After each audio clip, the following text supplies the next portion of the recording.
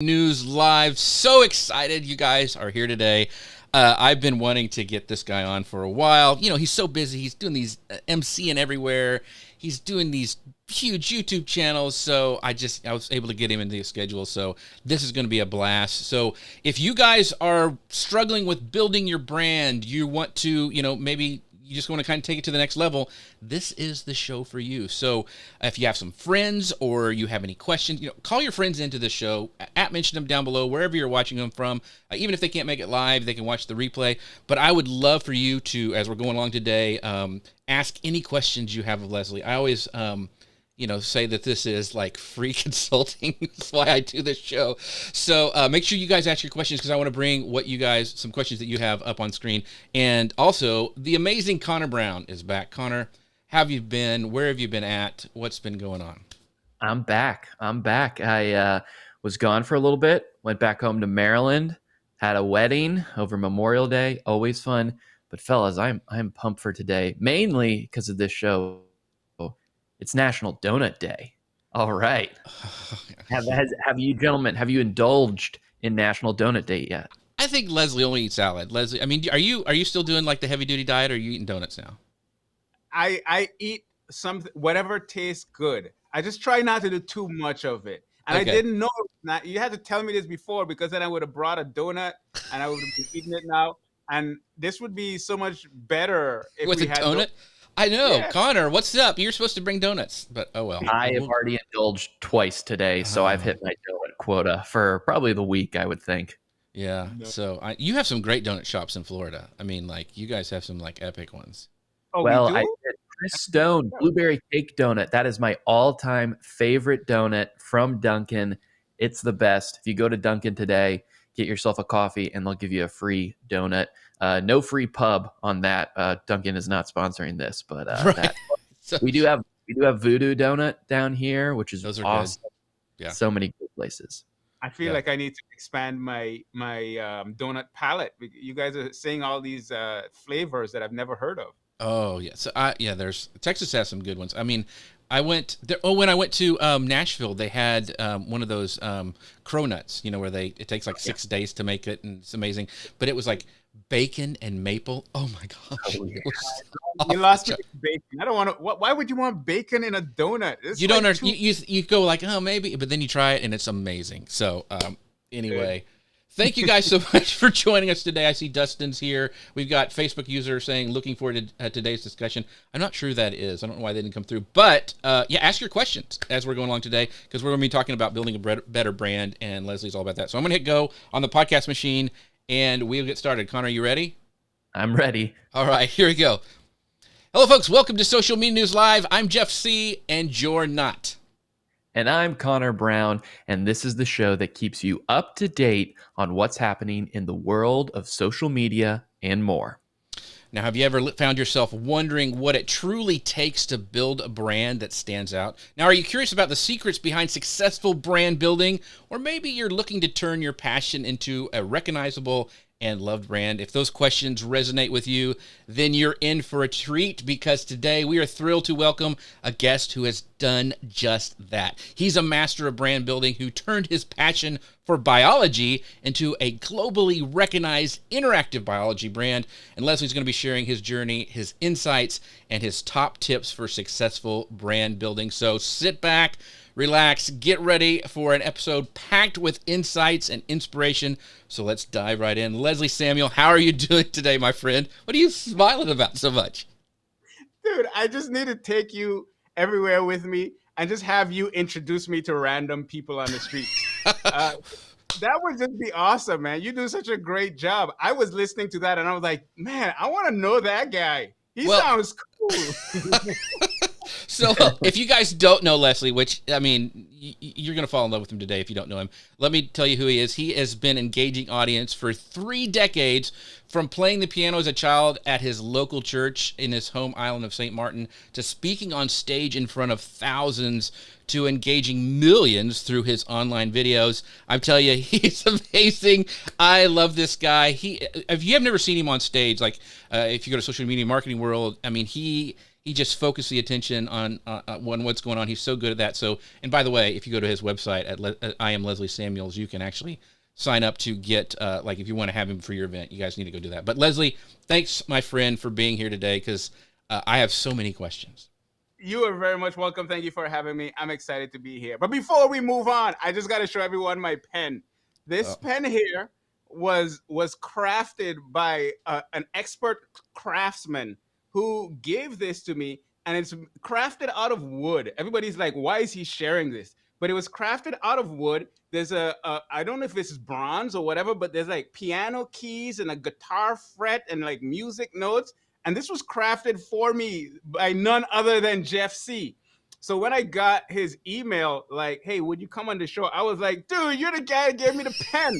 I would sell my right arm and because this is the best gift I've ever received. So I'm here for Jeff, and everybody else gets to hang out as well, and we're gonna have a well, I mean, you're not. I mean, you're doing crafty stuff too. I mean, you did a heart like out of wood. I remember you doing that. That was pretty good. Right up here, my son and I, we carved a heart out of wood because I'm a biologist, Right. and I just do all kinds of biologish stuff. And that was one of the projects that we did, inspired actually by seeing people like you do things with wood. I'm like, man, I love wooden things. I should do something. Let's carve a heart. Why not? It's really cool. I would not have thought about it, but it turned out really, really well. So, really quick, I want to. So James says, "Hey, I moved from Facebook to YouTube." Was me saying, "Looking for." Thanks for popping in, James. I appreciate you watching today. And Dustin says, "To this day, Leslie has one of my favorite social media marketing world talks where he proposed to someone in the crowd and has had his wife give a testimonial." So that is very, very cool. So, what we're going to be talking about today is building a brand. But before we dive right in, I want to make a shout out to our friends over at Ecamm. They're what makes this show possible. You can find out more about them at socialmedianewslive.com/Ecamm. That's what I built the show in. Leslie uses Ecamm a lot too. In fact, he is going to be he's the camp director we've been promoting it the last couple of weeks, coming up in October for their camp. So if you want to know about that, you need to go to their channels and do all that. But the thing that I wanted to talk about today is that we actually they have a new show coming out with Licio, and it's at youtube.com/Ecamm Live. You can go find out more. It's Demo Pros. They're going to have all sorts of people coming on there to teach and train over the summer. It starts this month. So make sure you go to youtube.com/@Ecamm Live and find out more about that. And I'll play a commercial for it at the end of the show. All right, back into it. So we are going to be talking to Leslie about building his brand. And one of the things that I wanted to talk about, because your early journey, Leslie, I want to talk about your upbringing in St. Martin and how that kind of made you into the incredible content creator that you are today. Yeah, so I grew up on the beautiful island of St. Martin, the best island in the Caribbean. I don't care if anybody's watching that's from a different island. St. Martin is, but that's besides the point. And I grew up there. My early childhood was just, going to school, coming back home, hanging out with my friends and down the road, going for bike rides and just doing all kinds of foolishness. When I grew, as a kid growing up, I was not very academically oriented. Let's just put it that way. I keep telling people, I never did homework. Like when I was in high school, I just really enjoyed hanging around people. Now, if you talk about my early journey and like the things that made me who I am, okay, we're gonna get kind of awkward. So when I was younger, I was extremely tiny. Like I was the shortest person in my school up until like late in high school. Every boy, every girl I looked up to everyone. Extremely small, extremely tiny, but I had a big head. I know this doesn't sound relevant, but it is relevant. Just hold on. My head was probably the same size that it is right now, but just imagine the same size head on a much smaller body. And as a result of that, I was teased a whole lot. And what was interesting about my early childhood is because of those experiences, I had to find ways to navigate it. And I remember I would come home to my mom and I would be like, man, they're just teasing me about my big head and blah, blah, blah, woe is me and all that stuff. And she would tell me, man, don't worry about those kids. When they tell you your head is big, tell them that's where your brains are. And I was like, yeah, yeah, that makes sense. So they would tease me and I would say, that's where my brains are. And it made me feel better. Now, what's the significance about this, right?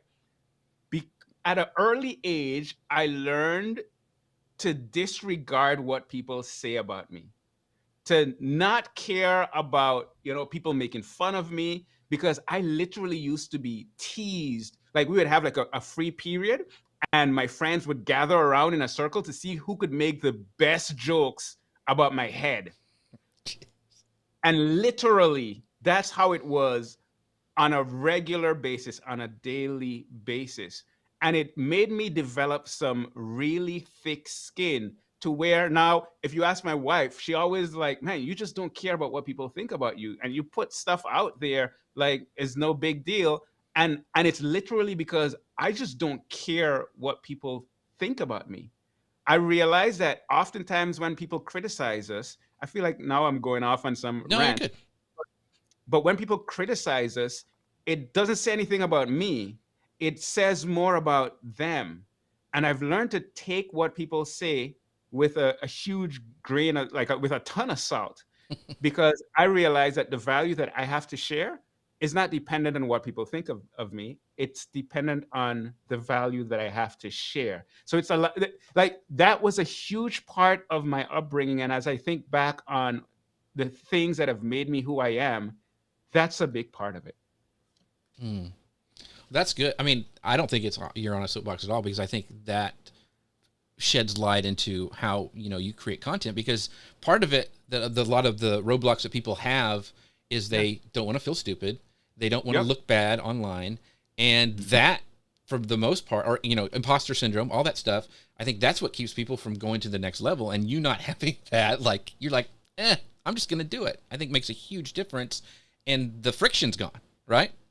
Yeah, you said a phrase there, imposter syndrome. This week I've been meeting with different clients, or potential clients that want to work with me, and just about every single person I met with, the biggest thing was fear, number one, and number two, imposter syndrome. They all said the same thing.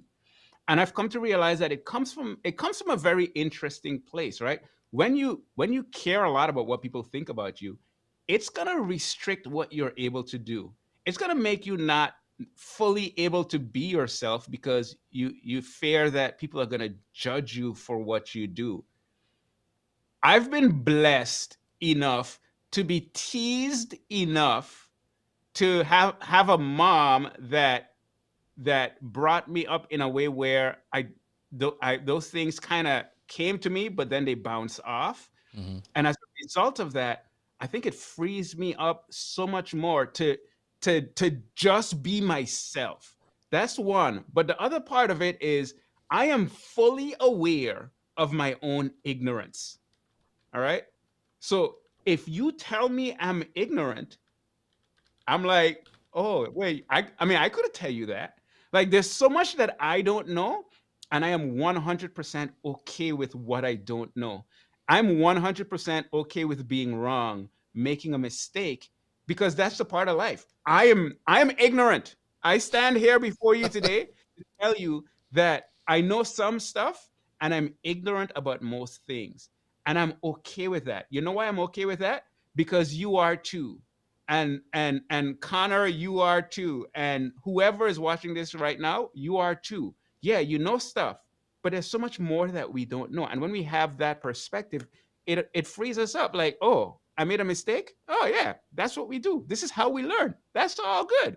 So now I feel free to be myself completely. We're talking about building a brand, especially Mm-hmm. when you're dealing with a personal brand, right? I believe that the most powerful brands are from the people who are authentically who they are. Because when you can authentically be who you are, like, what's to stop you from creating? Mm. That is really How good, can my you friend. not smile and just be happy listening to Leslie talk? I mean, it's infectious, right? It's awesome. Leslie, I will say you did say St. Martin was the best island in the Caribbean, and then you just described it as being filled with a bunch of mean middle schoolers that make fun of your big head. That sounds like my worst nightmare, to be honest. But I'm glad you think it's a The- great island. tell Whatever. me, tell me about any place in the world where kids don't make fun of kids. I've never found that place. If you can find that place for me, I would love to go there. The reality is, no matter how great St. Martin is, because it is the best, but no matter how great any place is, you're gonna find the internet is a beautiful place. The internet is a terrible place. You can find anything anywhere. Yeah. So it's up to us to find the good things and fully take advantage of those good things. That's the way I look at it. Mm. I love it. And to piggyback off of that, Dustin asked a great question. He says, how do you balance not caring what people think with caring about how people receive the value you give? So where do you find that balance, Leslie? Ooh, that's a great question. I don't care what people think. I care about people. And that Mm. right there is significant. Because if I care about you, not I don't care what you think about me, but I care about you. I want you to get value. I want you to learn as much as you can. I want you to live your fullest life. So the things that I do are not coming from a place of me, oh man, if I put this out there, what will they think? It's coming from a place of if I don't put this out there, how they don't get to think. Hmm. I want to serve you. I want to show up for you because one thing I deeply care about people. And when you care about people, but you don't care about how you're received, it puts you in a position where you can create authentically while thinking about the best way to show up for that person. It's why when I'm sitting down and I'm having a conversation with someone, I want to know what they think because in getting to understand what they think and more so how they think, it allows me to serve that person better. So how do you balance it? No, I don't care about what people think about you in terms of someone thinks you're this way or that way. No, you be authentically you.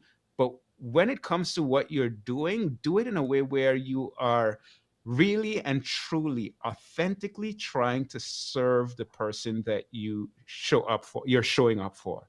That's the way I balance it. Peg has a great comment, and thanks, Peg, for stopping in today, watching over on YouTube. She says, I think about these things when I'm writing and creating content, too. I want to help people. And I think coming from that mindset, and I know Peg does this really, really well, is, thinking about how you can serve people. Yes, you're going to get some comments. Yes, you're going to get some negative things, just because the internet of what it is. And if you put stuff out there, you're going to have, trolls and haters or whatever. But doing what Leslie has talked about for the first, we could do a whole show about this because it is so good. Because this is the thing you have to get over when you want to build your brand, because it's not just, hey, I'm going to build my brand and it just happens. You have to wrestle through this stuff, and Leslie has done that. And I want to get in some of his story in a minute and what he's learned from it. But I want to go, Leslie, and talk about, we're going to get into the biology because that's the brand we're talking about that you built. So what started that passion for biology, specifically neurobiology, and saying that you weren't a really good school kid? And I'm like, this is the thing you have to study for a lot. I'm like, so how did that influence your career choices? Why did you decide to do that? How did you get into the biology, and what made that your passion? Because I'm really fascinated about this. Yeah. So when I went to college, I didn't know what I wanted to study. So I took chemistry because it was the grade that I had the highest grade in high school. Mm-hmm. And I had the highest grade not because I was a good student, but for some reason I just get it. All right. So now I'm in college. I'm taking chemistry. Realize this sucks. I don't care about chemicals and molecules and so on. But then I took a biology class and I was like, oh, okay, that's kind of interesting. Now, I was still a terrible student. Literally, the first semester, the first quarter back then, I got a 2.0. The next one, I got a 1.2. and like it was really bad. I didn't do well at all because I wasn't used to doing work. But one day, my first year, it's like my fifth year of college. It's my fifth year of my 4 year degree, and I walk into this class called systems physiology, and the professor is up there, and he starts talking about this neuron, and he talks about all these things that are happening inside the neuron, and I'm looking at this guy, and I'm like, wait, what? That's this is crazy. This is insane. And he's talking about these processes and the action potential and the proteins in the membrane and how everything is happening. And I'm like, yo, this is amazing. I can't believe this stuff is happening inside of me. I want to know more.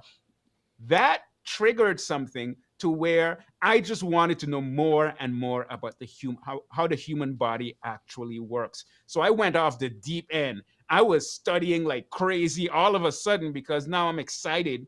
I'm studying what the teacher is teaching. I'm going beyond what the teacher is teaching, and I'm just having a blast. I remember on one of the exams, he asked me to describe everything that happens when a photon of light goes into your eye, all the way to where it's being processed in the brain. And I had been I was so consumed with the information that I just started making up random stories. So I wrote a story about this guy who walked into a restaurant, and there was a hot chick over in the corner. And we looked at this hot chick. This is literally the words that I'm writing on this exam. I'm doing it just to entertain my professor and have fun. And this hot chick, she looked so great, and the photon of light bounced off of her body, and then and then I charted the path of the photon of life bouncing off of this hot chick, entering into your eye, and everything that happens, so that all of a sudden he has this beautiful image in his mind. Like, I just went crazy because I fell in love with biology. Now, coming to the blog, the reason I started the blog is because I did a master's in neurobiology after having that experience. I wanted to go on for a PhD in neurobiology to become a university professor. Realized while doing my master's and doing research that I hated research. So it wasn't going to happen. I didn't want to continue doing the research that I was doing. So I stopped after my master's, and I started teaching at a high school. But when I was teaching at the high school, I still wanted to teach the advanced stuff that I would be teaching if I were a university professor. So I started interactive biology so that I could teach exactly what I wanted to teach, and basically have fun talking about photons of light bouncing off of hot chicks and everything else that comes along with it. Oh, so Gary goes, that was love at first sight, defined by Leslie Samuel. So that's true. That's very true. I love it. Thanks, Gary. Thanks, Gary. All right, Connor. So it's I love that story, and it reminds me of the term like quake books, like earthquake books. You read a book and it shakes you to your core, and that class clearly was that for you, and it put you on this path to becoming what you are today. But when it comes to creating the blog and YouTube, how did you approach creating content for interactive biology in the terms of you wanted it to be accessible to a wide range of learners, right? From high school freshmen, graduate level students. So when you first started, how did you approach and think this is the kind of content I want to focus on?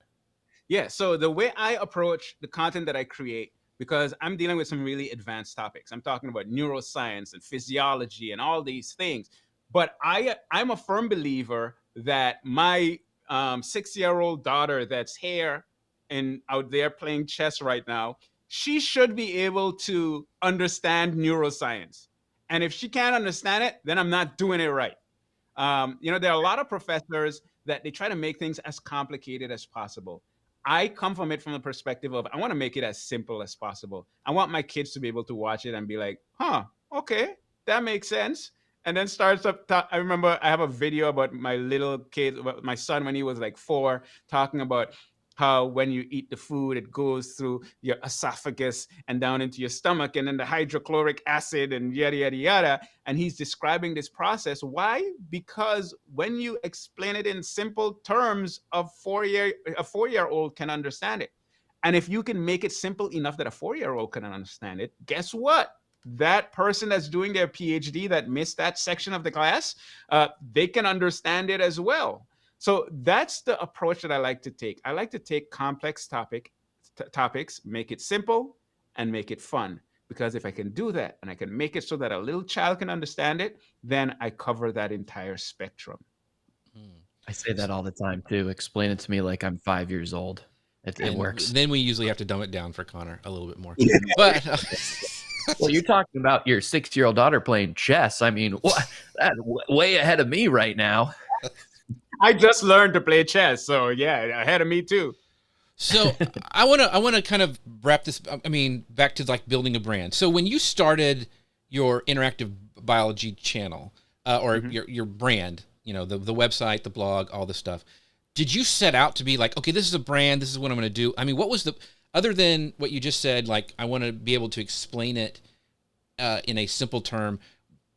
Did you think of it as a business for at the beginning, or was it like, I'm just gonna put out this content and see what happens because I wanted to, you know, I have this just kind of a passion of mine. How did it, like, what was your mindset behind it?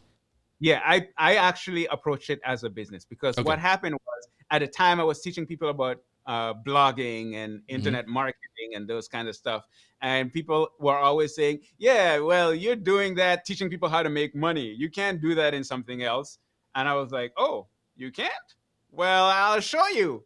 And that's around the same time where when I started the interactive biology, it's because I had been learning about online business and marketing and blogging. Blogging was the first thing that came on my radar in that field. So I did it kind of as like an experiment as well to show people that no, it's not just people that are making teaching people how to make money. You could do it over. You can build a brand around just about anything that you're passionate about. And this was that case study for me. So when I started it, it was from a perspective of, okay, ultimately, I want to turn this into a business. I want this to be a business. I wanted to make money. I want to have, products and offer services or something way down the line. Um, in the beginning, my focus was first building the audience. And then I wanted to kind of evolve and start adding products and so on. Okay.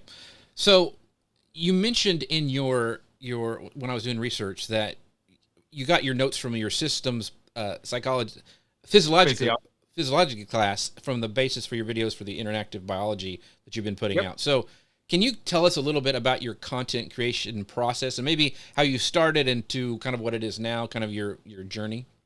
Yeah. So when I started, it was I just wanted to share that kind of content, and fortunately, I had my notes from that same physiology class that I went to, systems physiology.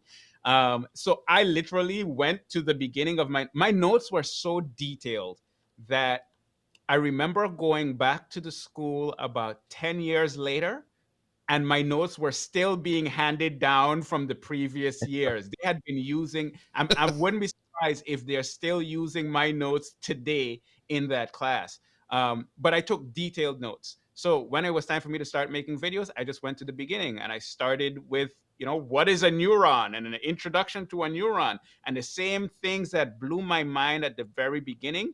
That's exactly what I did. Now, over time, it's kind of evolved. So today, what I will do is I will look at my top performing content.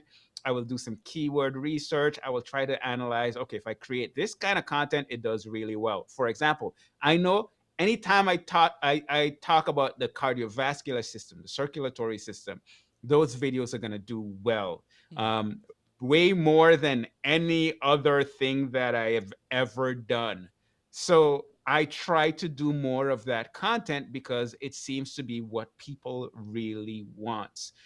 So right now, it's a process that involves me thinking about what I'm interested in, me looking at YouTube analytics to see what people are interested in, me doing some keyword research to find topics that are interesting, and using that to come up with my content strategy. Mm, awesome. Love that. Always love learning about how it started and where it came to. But somewhere in the middle, we kind of want to know about that. How did you take this and grow it to something that's reached over 5 million people worldwide? What was the process for that like? Yeah, so it involves a few things. Number one, I really focus on YouTube. And I really focus on optimizing my content for YouTube, because the biggest growth that I've had is simply because people go to YouTube because they listen to their professor and they're like, Yep. what in the world did that man just say or that woman just say? I need to understand this better. I'm going to YouTube and I'm searching. So my primary method of growth is just creating content. Literally, that's done the most for me than anything else.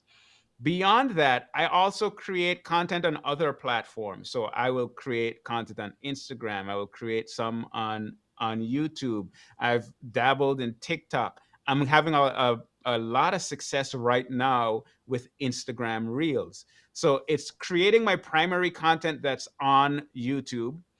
It is then creating secondary content on these other platforms and using those platforms to get people back to my YouTube channel. I also have my blog where the videos that I create on YouTube are embedded on my blog, and I try to optimize my blog for search traffic. So I have the YouTube channel, I have the blog that I'm optimizing. I also have these other platforms that I'm using to drive people to my site as well. Gosh, By the I way, are you love guys hearing dog I, barking in the background, or is that not coming through? no, it's coming through, but I just, I'm such a good host. I just ignore it. Um, Yeah, I mean, what you gonna do? I got dogs too, but yeah. The question I have, Leslie. So, and I think this happened like when I was working at Social Media Examiner. But I wanted to know, like, you sold Interactive Biology in 2017 because I think I remember this, you going through this process, and then you bought it back in 2021. So, can you tell me? I mean, because I thought, in fact, we were emailing back and forth about this. I thought like you started a new channel, like you sold it, and you're like, hey, I've let that one go. They have that do not compete clause, and now I'm going to do my own again. But no, you said no, I bought it back. So tell me this. I think that's fascinating. Why you did it? Maybe some lessons learned from that as well.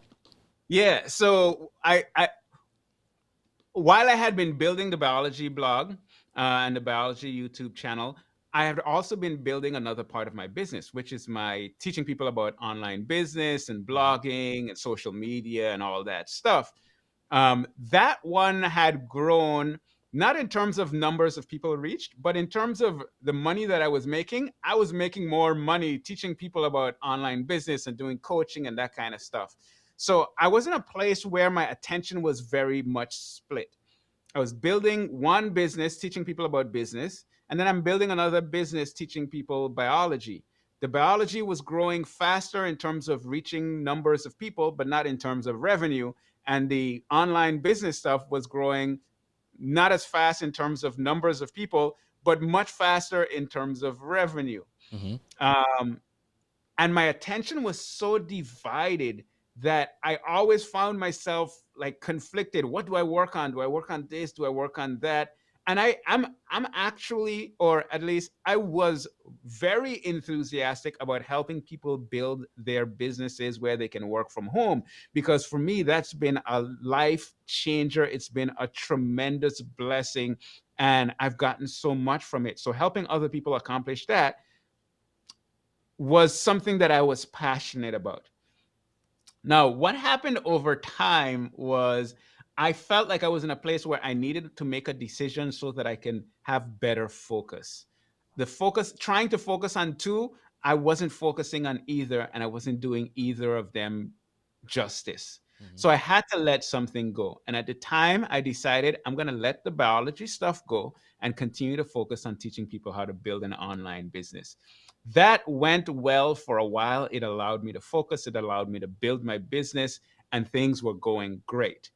Except that I got so tired about talking about how to build an online business, how to make money online. I was tired of people coming to me with all of these questions about things that, I'm not a person that cares a lot about numbers.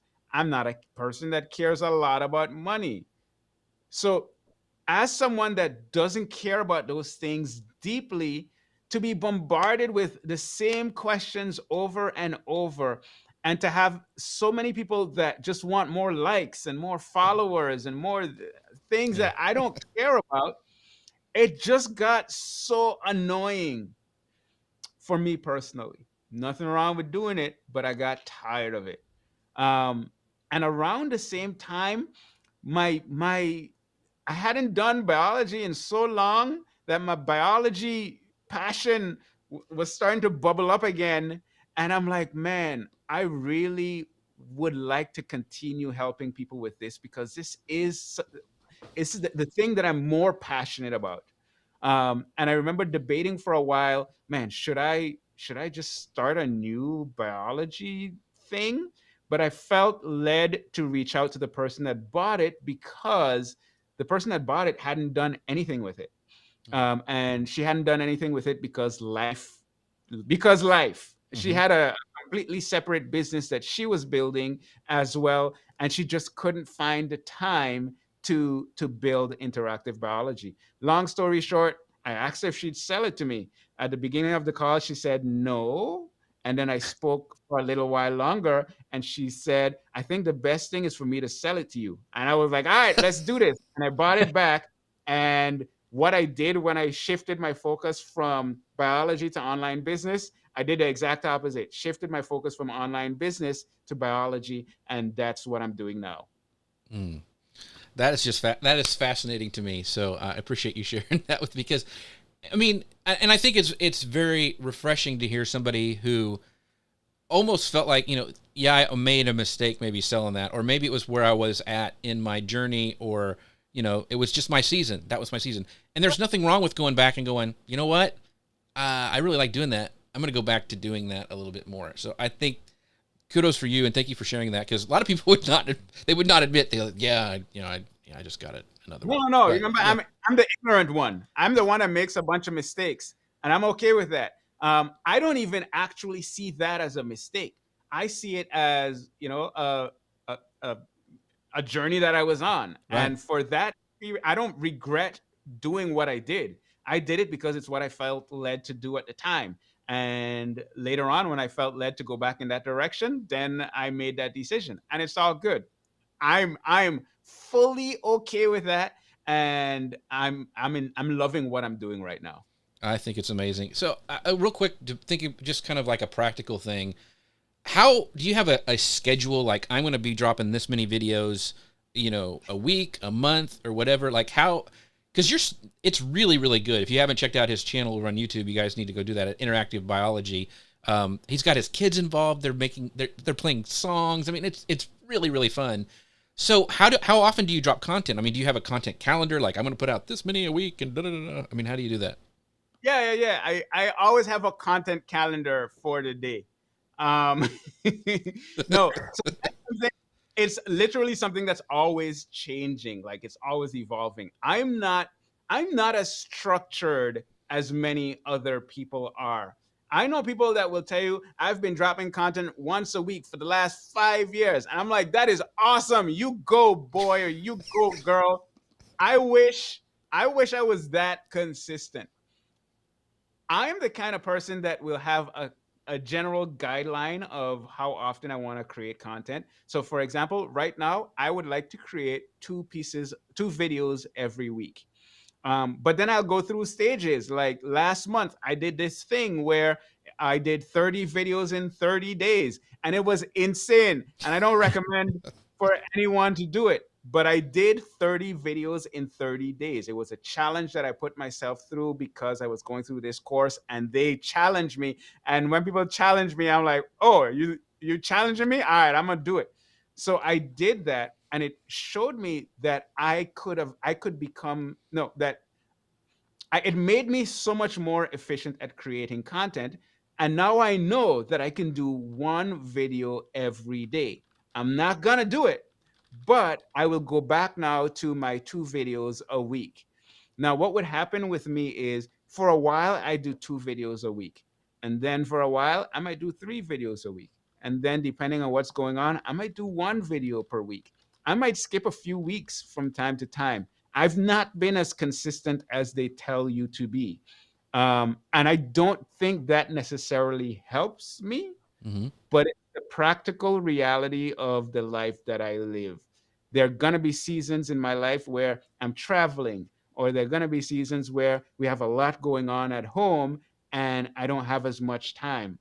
The reason why I do what I do today is because at one point I was a university professor. I was building my online business. I was doing I was building two online businesses, doing all the things, and I had no time for my family. And I made the decision that this is not going to work for me. I quit that job and I focused on my online business so that I could have the freedom and flexibility to work on my own schedule and to work around my priorities at home. So I have not been as consistent as many others, and I don't mind that one bit because it allows me to live my life in the way that I think is important. Mm.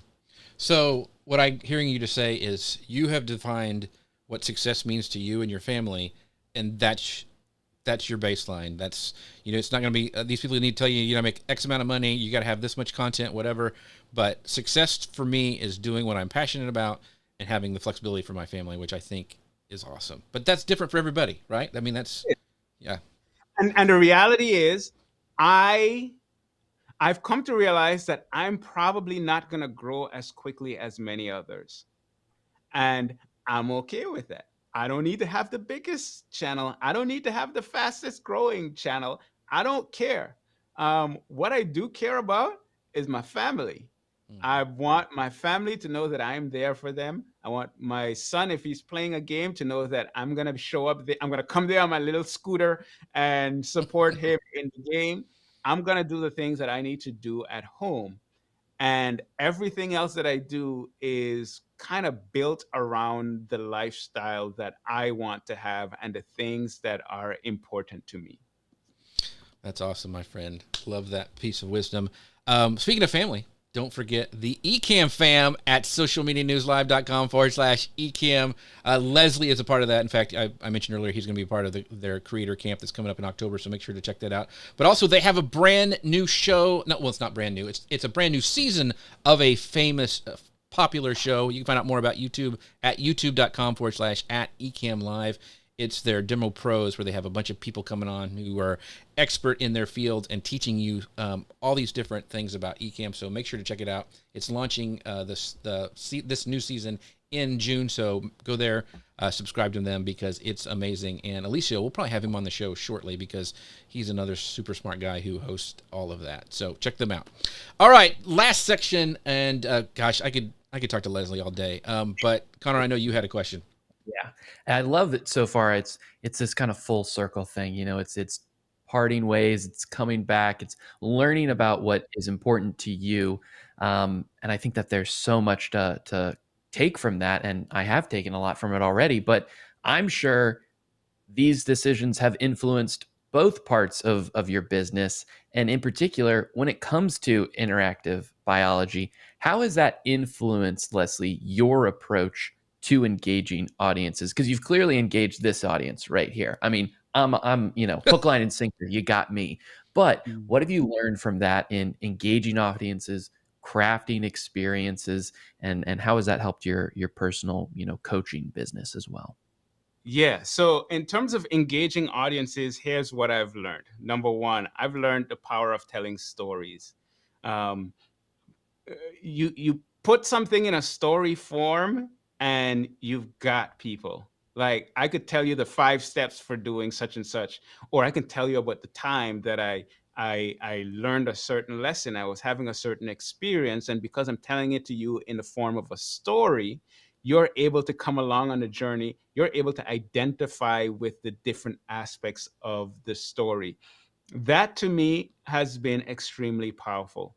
Number two, what I've learned over time is that people don't care about how much you know. People care about how you make them feel. And I know that sounds very cliche, but I've come to realize that that is so true. Like, if I can sit with you and I can talk and you mentioned my coaching, right?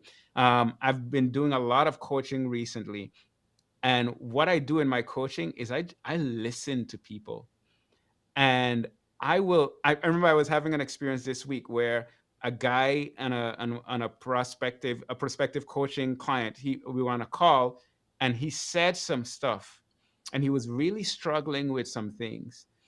And what I did was, at a certain point, I said, okay, I want to I want to I want to read back to you some of the things that you said. And I read back his own words to him. And when I read back his words to him, it was as if I was a genius telling him wise wisdom. And the reality was, and he was like, man, when you said such and such, I was like, whoa, whoa, whoa. I didn't say that. I just told you what you said. And I showed him how smart he was and how much he already knew. And I remember there was a moment when he just kind of sat back like, oh man, this is deep. The reality is, if I can help, I don't care if you think I'm smart. If I can help you feel smart, if I can help you feel valuable, if I can help you feel good, I'm doing my job well. Whether that is in a coaching call or whether that is in the videos that I create, I'm making the stuff so simple that, man, that complicated topic, I understand. There's a sense of accomplishment that you have now because it's making sense to you. That all I am, I see myself as a vessel.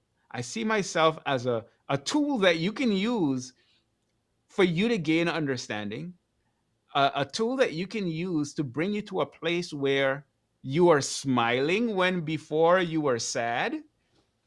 And if I can be a good tool for people to use, I feel good about what I'm doing. So those are some of the things that I've learned, and it's stuff that I don't think it even just applies to what we do online and building a brand and all that good stuff. No, this applies to when I'm talking with my kids. It applies to the random stranger on the street. Yesterday, I went to a graduation. No, the day before yesterday, I went to a graduation, and we drove up to the entrance, and the person at the booth said, "Hi, how are you doing?" I said, "I'm doing fine. How are you doing?" And she was like, "Oh my word, you that's literally all I said." She was like, "You are the nicest person that has passed here all day." And I'm like, "But I just said hi, how are you doing?" And she was like, "Yeah, I know, but it was so nice." I've come to realize that, man, like if we could just make people feel like you care about, this goes back to the beginning, right? When I Right. say I don't care what people think, but I care about the person. If we can make people feel as if we care about them, they want to know more about us. They want to learn more from us. And when we focus so much on just the stuff, the content that we have to get out there, it's not about that. It's about helping people. It's about serving people. And the more that I can do that, the more I will see that my brand just builds naturally. I don't have this massive 10-part strategy for building a successful brand, yada yada. I'm not gonna write a book on, the Right. 3-step approach to anything of that sort. You know what I'm gonna do? I'm gonna show up consistently. Well, as consistently. I'm gonna show up. Let's take out the consistently. I'm gonna show up. I'm going to serve people. I'm going to care about people. And I'm going to keep doing that over and over and over. I'm going to be authentically who I am, whether you like it or not. I had someone send me an email. "Hey, you do great stuff in your podcast, but you're a little too bubbly. Can you turn it down?" I'm like, "No, I'm not going to turn it down. There are many other unbubbly podcasts out there. Go listen to those. Maybe that's more your style." And I don't take offense. Everybody has a different preference. I say who I am is who I am. And if you don't like it, that's okay. There are many people out there that you're going to like. I'm not one of them, and I'm okay with it. I have enough friends. I don't need more. But if I get more, it's a great thing, and we can live happy. And now I'm rambling, but No. the idea is, what have I learned about this journey? Be who you are created to be. Do it over and over. Don't try to be this way because this person says you're supposed to be this way. No, just be you and serve people from a genuine place of wanting to serve people. And you'd be amazed at what happens as a result of it. Hmm. So I was thinking as you were talking, because I gave you that shirt. Warning, you're a hugger. I'm a hugger, and so I see that in your videos. But I was thinking of a new one, like "Be a tool like Leslie," and I thought that's not a good one. I should do that We'll one. get those printed up. I'm going to get that printed up. Yeah. So I want to. There's a couple more questions. Gosh, we're running out of time, but I want to talk about. You were on this. You use your platform to be on these shows like Strange Evidence, which is really cool. You have some links to that to your website. So can you talk about those experiences? And I know you've been on like even a lot of news segments, and how they've like helped your personal brand. I mean, because I know that's something that you like to do, and even you and Peg, I remember for Social Media Marketing World one time went to and did a spot at the local San Diego. Yeah, so talk about that and how you use that to build your brand a little bit. Yeah, so I have a very clear strategy for this. The clear strategy is everything I just said. Just continue to show up and be authentic and genuine and so on. And then one day you get a random email that seems like it's spam, but you decide to reply to it. They want you to be a part of a TV show on the Discovery Channel, and you're like, yeah, sure, let's talk more about it. And then over the course of time, you realize, oh, shoot, no, it really is people that want you to be on the Discovery Channel. And you make yourself available. You show up, you do as good a job as you can, and next thing you know, they're asking you to be on another TV show, and then you're getting asked to be on another TV show. All of a sudden, you're being asked to be on a news show, and this and so on. A lot of those things have just organically come my way. I didn't go out seeking for them, but they've happened. And whenever they happen, what I try to do is to leverage it as much as possible. So if I can get pictures, if I can get video clips, whenever I'm on the news, I will play it on my laptop and record the screen so that I can have a video of that. And then I will then put that on my site to show people that, hey, this is something that I also do. When people see that you're on TV, they automatically assume that you have something of value to share. It may not be true, but it does help significantly to build your brand. So whenever I get those opportunities, I do them, number one, because it builds my brand, but number two, because I love it.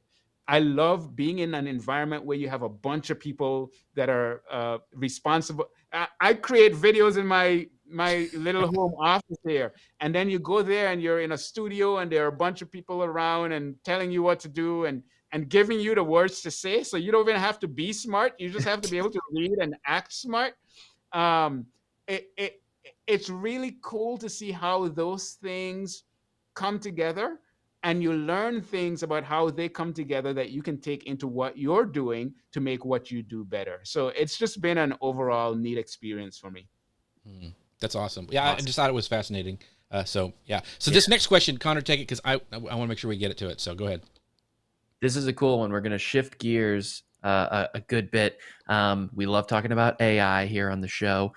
How do you see AI impacting both aspects of what you do? So how do you see AI impacting by more so when it comes to like research, teaching, understanding concepts? And then also, how has AI already influenced your work when it comes to content creation strategies? AI has changed everything for me. There was a point where it was me, I had a partner and an assistant, and I struggled to make one video a week. And I just said that I did 30 videos in 30 days. I would not be able to make 30 videos in 30 days if it weren't for AI. I used ChatGPT to help me come up with ideas. I used ChatGPT to help me script my content. I used ChatGPT to anything research, content, and so on. ChatGPT now plays a big part in what I do. I will go through and make things my own. I will go through and research to make sure that what I'm saying is accurate and all of that good stuff. But it has accelerated that process for me. I use AI tools to edit my videos. I will, because when I sit down and make a video, I'm sitting down in front of the camera and I'm talking and I'm making a bunch of mistakes. There's a bunch of silences. I use an AI tool, Time Bolt, which will automatically cut the video up, take out the silences for me. And a process that used to take me 2 hours to do the main edit now takes me 5 to 10 minutes. I think that's a beautiful thing. Oh, yeah. AI is making it so that the things that used to take a lot of time now takes seconds to minutes. And I see a lot of people that are talking about AI and how amazing it is. On the other hand, I see people talking about AI and how dangerous it is and how it's going to take our jobs and all that good stuff. And I'm in here just on AI every single day, helping me to do a much better job, create better content, create more content, and serve my audience better. Why in the world would I not use it? Because it's scary? No, I like scary things, especially when it helps me do what I do in a more efficient and effective way. If I didn't have I would never have been able to do 30 videos in 30 days. And what it's done for me now is just made my job so much easier. A lot of the menial tasks that would take a lot of time now take seconds. And I absolutely love that. That's awesome. I totally agree. It has changed the way how fast you can put out content. It is awesome. So, last question. I want to. I mean, we've talked about it the entire episode, and thank you so much for your time today, Leslie. But what advice would you give others who are looking to build a brand or business around their passion, not just to make money, but around their passion, based on your experience with interactive biology? The first thing I would tell that person is you are different from every other person in this entire planet. Figure out what makes you different and leverage that like nothing else. Like bring your personality into it. Don't hide any aspect of who you are. If I don't care who you are, just be you. Stop trying to be everybody else. That's the thing number one that I would tell them.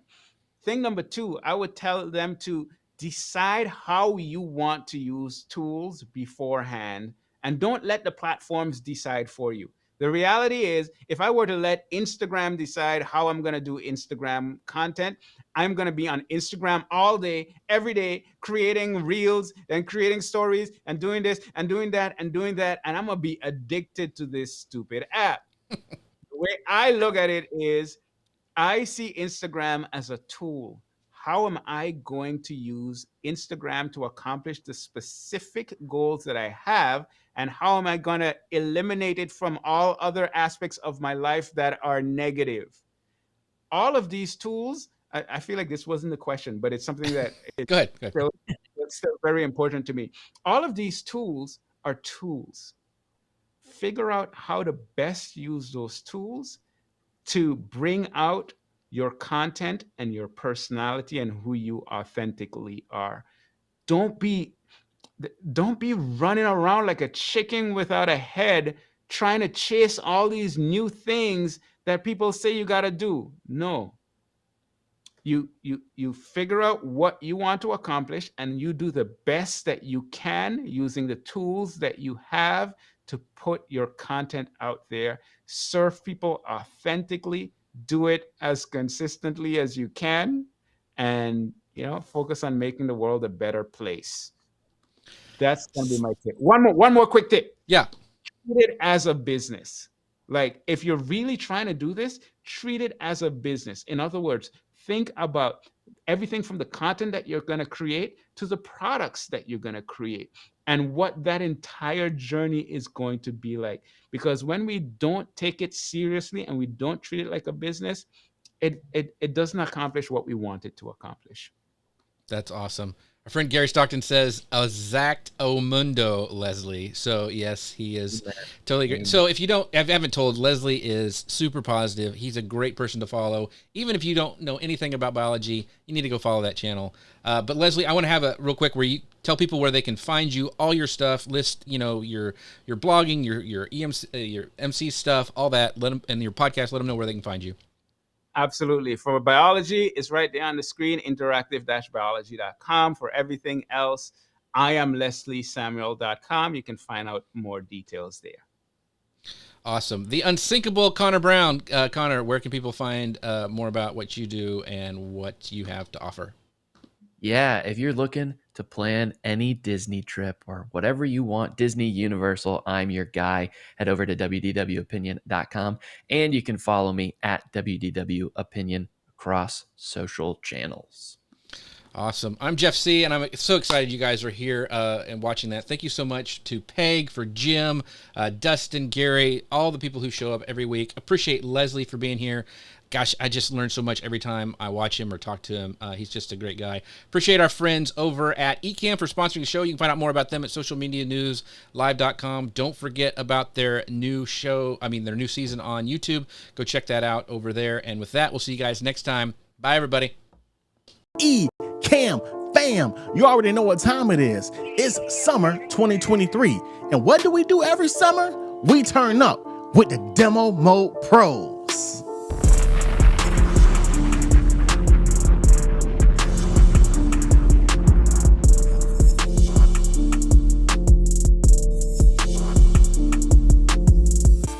Season 3 is coming, and we have 8 new Ecamm influencers who's gonna show you how to do everything you wanna do in Ecamm. I'm talking, you don't wanna miss this.